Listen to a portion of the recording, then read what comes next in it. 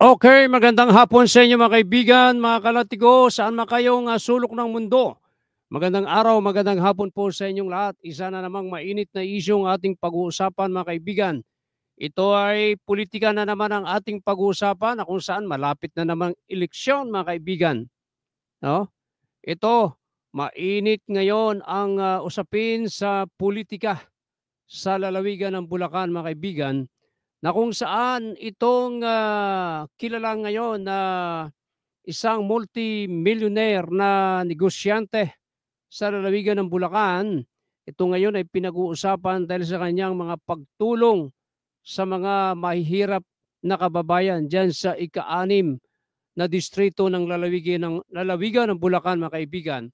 Pero mabigat nito ay tila hindi natutuwa ang isang politiko na nakaupo sa ika-anim na distrito ng lalawigan ng Bulacan at gagawin daw ang lahat, mga kaibigan, para hindi matuloy lahat ng mga programang ginagawa ng multimillionaire na negosyante na si Chad Racal, mga kaibigan.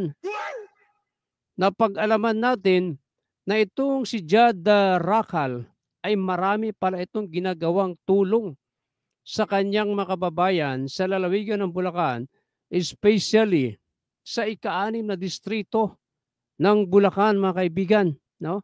Ang mabigat nito, hinahadlangan ng di umano ay kung sino mang Poncio Pilato o congressman, ang lahat ng mga programa nitong si Jad Racal na ito talagang kumbaga pipilitin na hindi matuloy iba pang mga proyekto nito dahil tila sa gabal itong mag-amang Jad Racal na tumatakbong congressman sa ika-anim na distrito ng lalawigan ng Bulacan at ang kanyang ama na businessman, billionaire, mga kaibigan, na si Sir o Mr.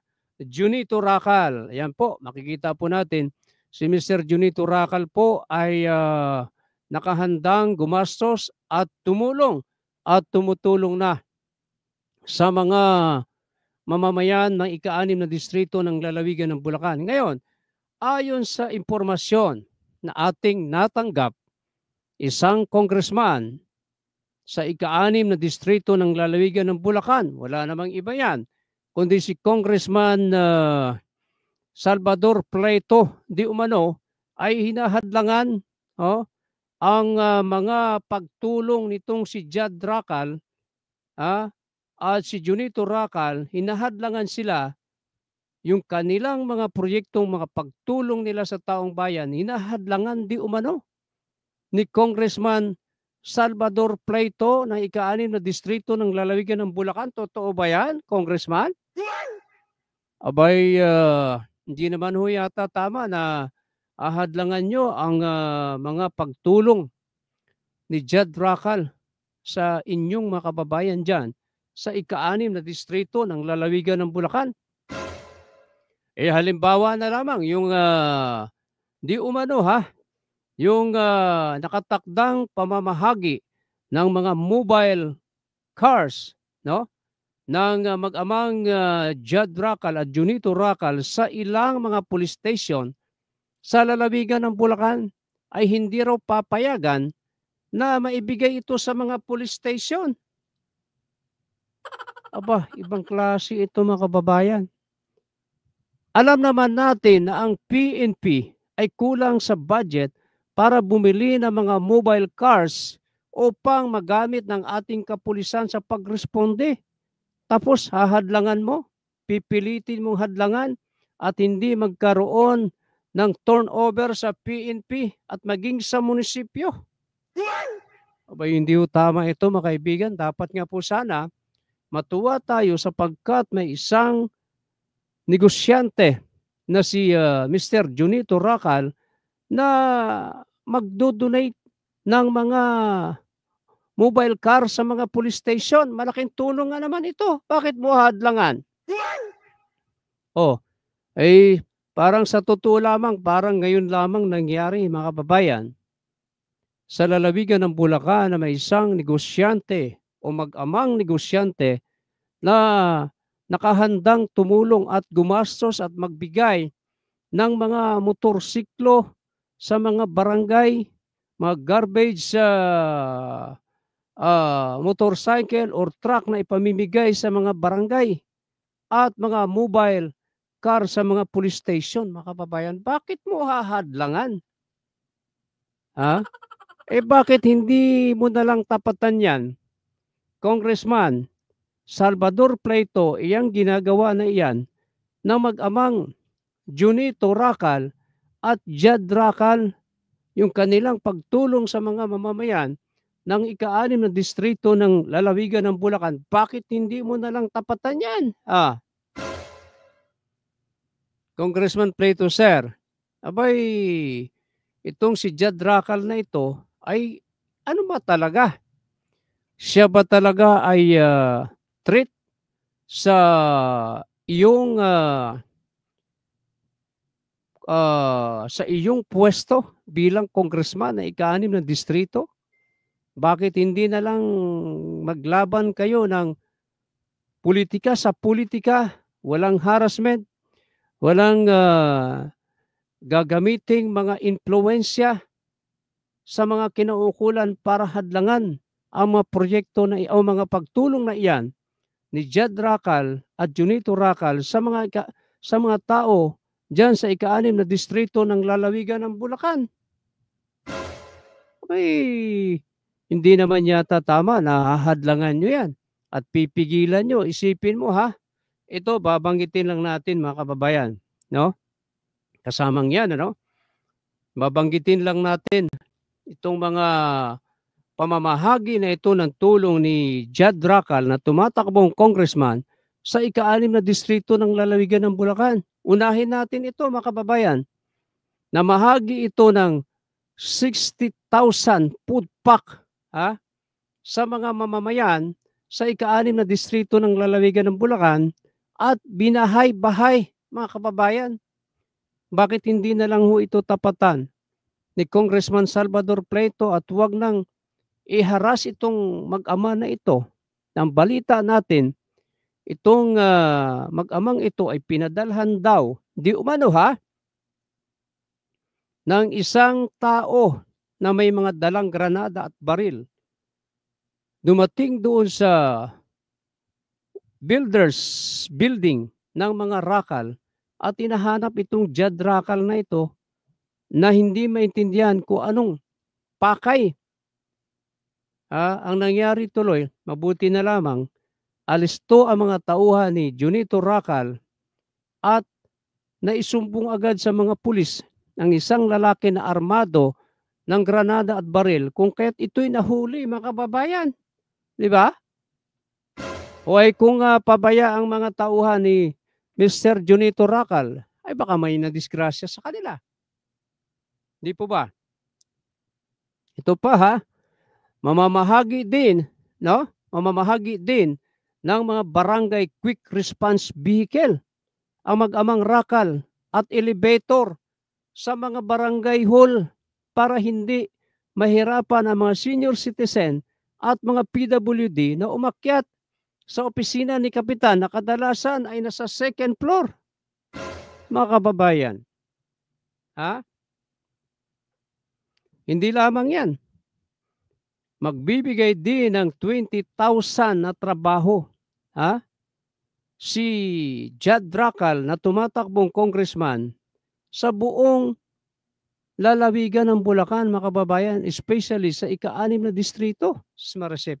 Ang gandang programa po yan. Matindi.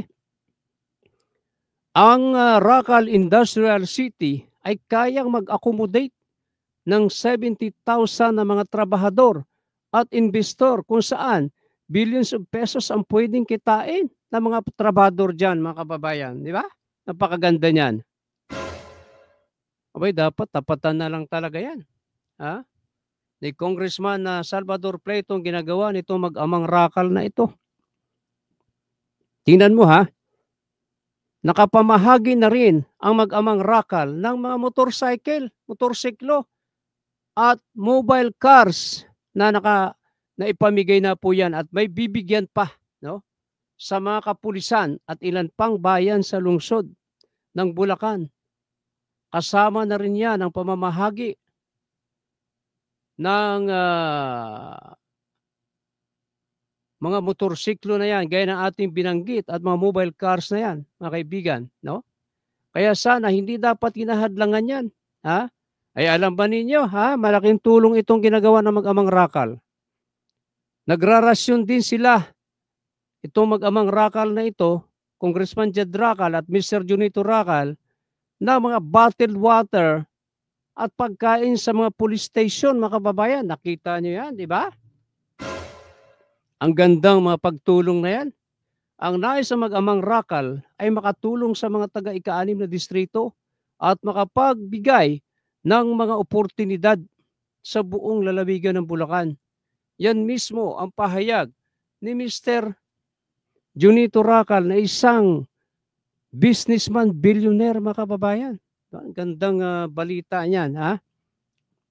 Hindi lamang yan. Ang mission nitong mag-amang Rakal na ito, ha? Ang mission nila ay linisin ang basura sa buong distrito sa pamamagitan ng pagkulikta sa mga basura na siyang gigilingin at gagawing pelletize na panggatong, mga kababayan. Di ba? Ang ganda, no?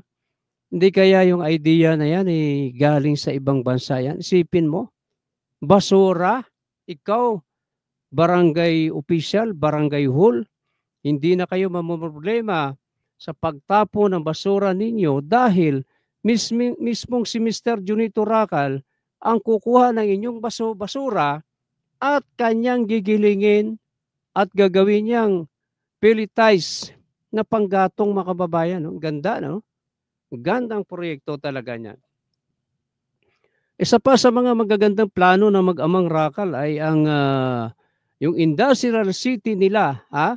Pararamihin ang mga mamumuhunan sa ika-6 na distrito sa pamamagitan ng rent-to-own businesses na mga warehouse kung saan lilikha ito ng maraming trabaho, mga kababayan. Di ba napakagandang oportunidad at napakagandang mga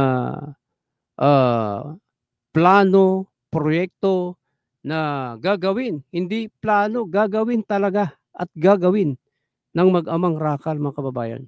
Ba?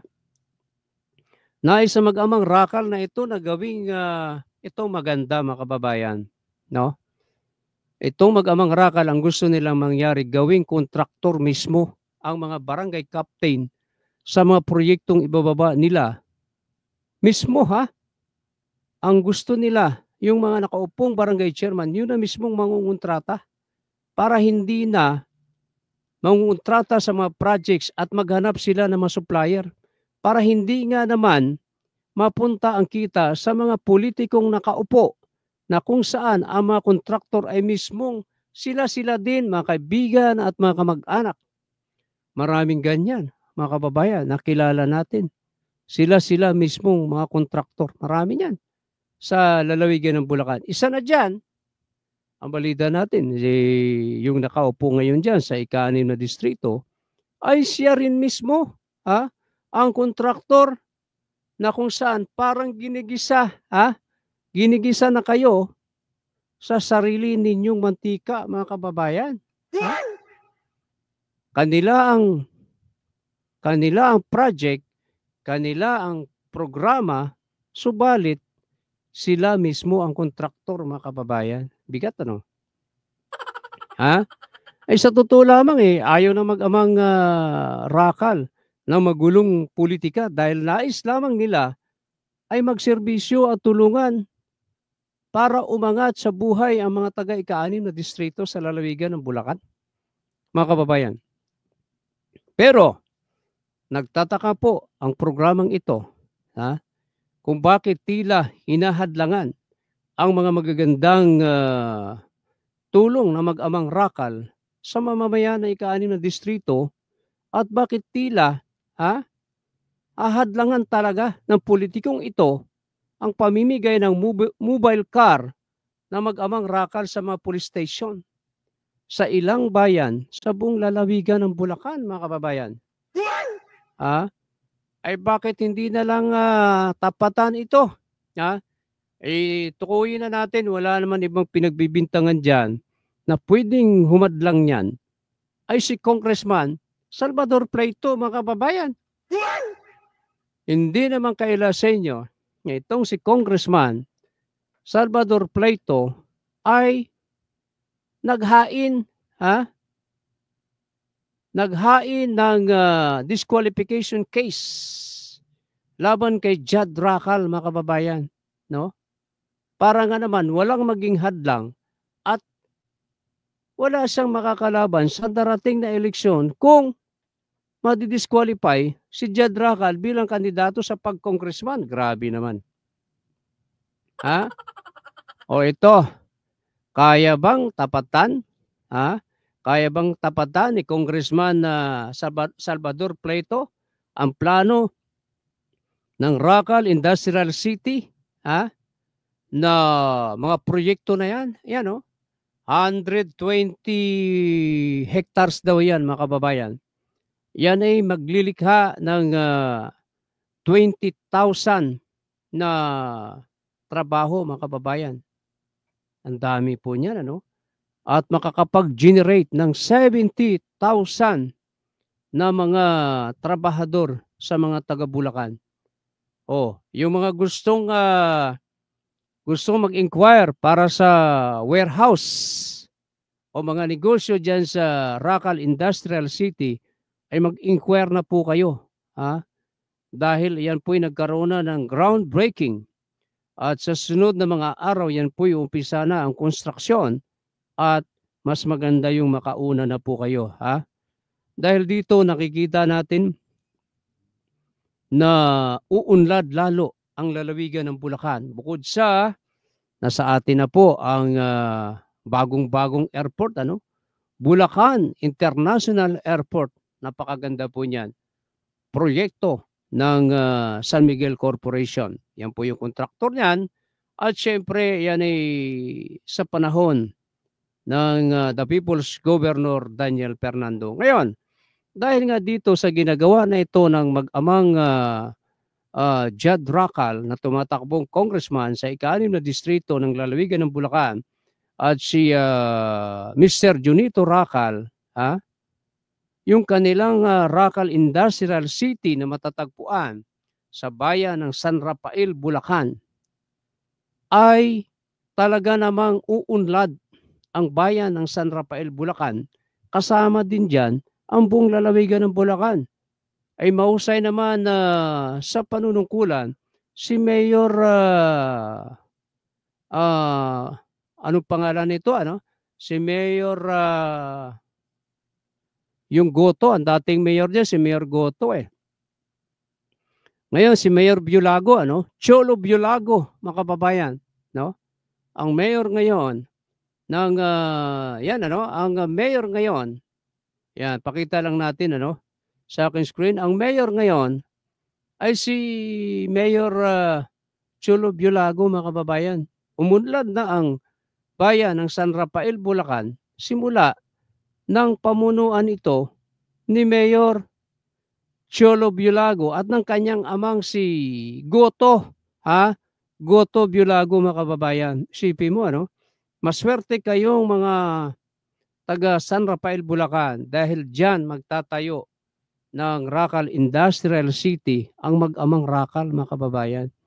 At sa mga taga ika-6 na distrito ng lalawigan ng Bulacan, katulad ng Angat, Norsagaray at Santa Maria, maswerte po kayo dahil may isang Junito Racal at Jad Racal na mag-i-invest ng kanilang billions of pesos na negosyo sa San Rafael, Bulacan, at ang makikinabang dyan ay ang mga taga ika-6 na distrito ng lalawigan ng Bulacan. Ngayon, ang atin pong hamon kay Congressman Salvador Pleito, Sir, tapatan na lang po ninyo ang mga ginagawa ng mag-amang Junito Racal at Jad Racal na mga pagtulong sa mga mahihirap na kababayan ninyo dyan sa ika-6 na distrito ng lalawigan ng Bulacan. Huwag na po nating gawing politika ang sitwasyon.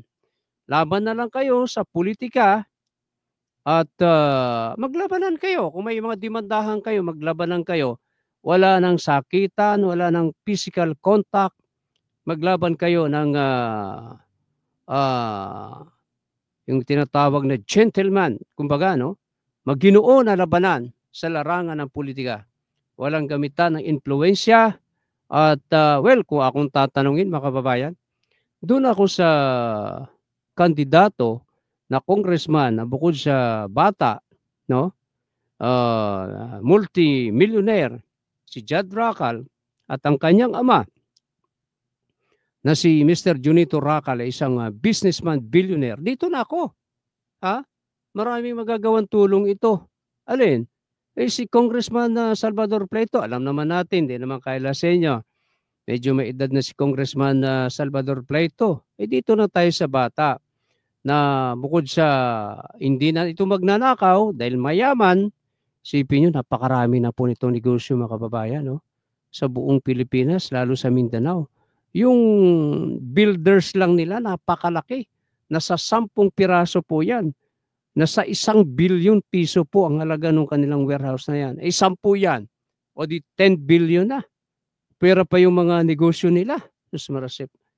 Dito na po, kung akong tatanungin, ang pipiliin ko si Judd Racal. Actually, hindi naman natin kilala si Judd Racal, si Mr. Junito Racal. Hindi natin kilala.